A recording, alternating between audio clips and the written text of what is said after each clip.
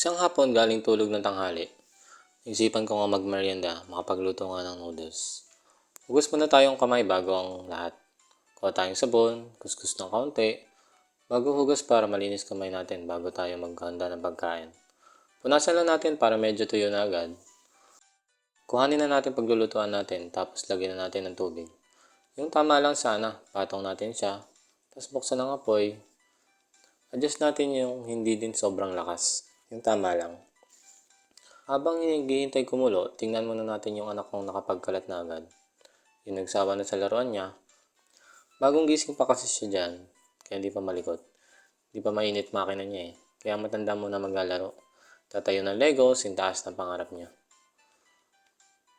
Nung nakakulo na nga, balik muna tayo sa merienda natin. Lagyan na natin ng dried vegetables. Sundan agad natin ng noodles at yung season para manood na din yung lasa sa sabaw. Hindi ko na nilahat yan at baka masobran sa tapang biglang manlaban. Mekos-mekos na kaunti bago takpan mo na uli.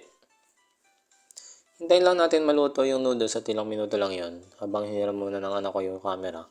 Hindi ko alam ginawa niya dyan, sana lang ay hindi niya masira yung camera natin. Hinayaan ko na at hindi naman siya tulad ng dati na mahilig talaga manira.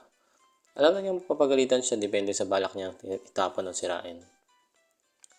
Makaraan nga ng ilang minuto, check lang natin kung gaano kalambot yung noodles. Tapos lagyan na din natin yung fish cake.